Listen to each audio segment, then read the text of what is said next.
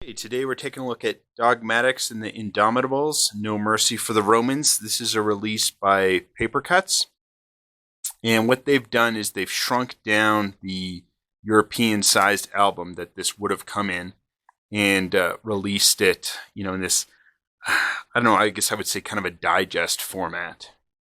So it's taking the Dogmatix from the Asterix series and it's setting it in kind of a prequel set in Lutetia, which is, Paris.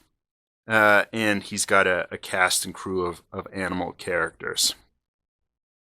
So, again, I kind of do not like that Papercutz has not released this in full European album size. It's just a really shame to kind of cut it down to more of a digest. And then, additionally, the translation is just not very good here.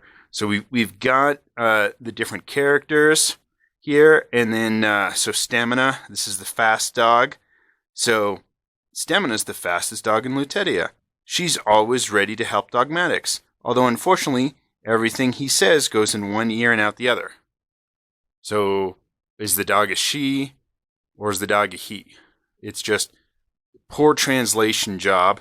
And that comes out in a few other scenarios where it's just they do not nail the translation. Now, the actual stories, the art is fantastic. The artist is able to do the art kind of just in the same style of Unzero from the Asterix stories.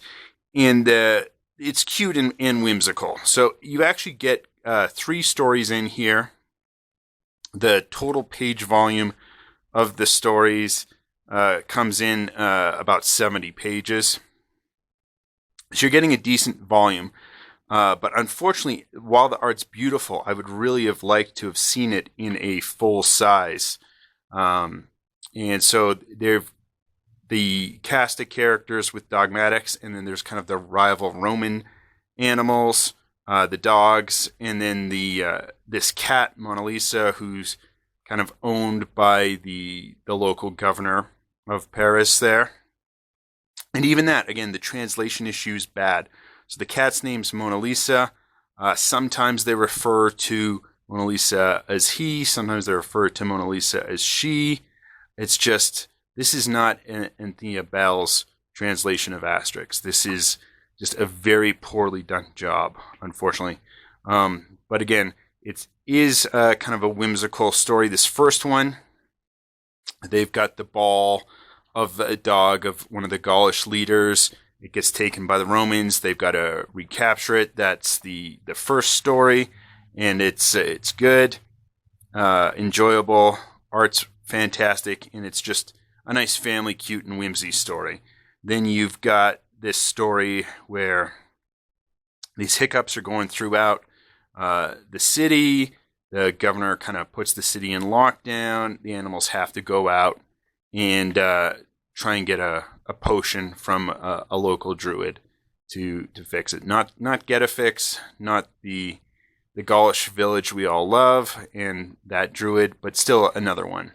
Again, I enjoyed the story. It's great, just nice little family story. But again, I almost wish that a British company would release this. So when you're buying an Asterix book, you've got the ability to buy from Papercutz with their American translation and these reduced size digest books. But I always try and get in a book from Britain where you've got the full European album size and then a better translation. You don't have that opportunity, as far as I can tell. This has not been picked up by a British translator or a British publisher. It's just in French, or if you want it in English, you got to go here with Papercutz. There's some nice throwbacks here. We often see some characters that are referred to from the different Asterix stories. So you do have kind of some nice throwbacks, but it's not just fan service. You've got these stories stand on their own, and they are enjoyable. So again, I kind of hope one or two things happen for future issues. They have announced some more stories here with these characters. I hope they tighten up the translation, tighten up the story, and I'm skeptical Papercutz is going to release them in full-size album. Maybe they'll change their mind and do it, but there's just no reason to shrink down a book except for costs. And I'd rather pay a few extra dollars more and get the full-size book, because again, this wonderful art. It's done exactly in the original Asterix style, and you want to see it, and you don't want to strain your eyes reading the font either. So if you're an Asterix fan, if you like animals, if you got kids, I'd still pick it up. It's still worthwhile, but there are a few missteps here in this book. Till next time.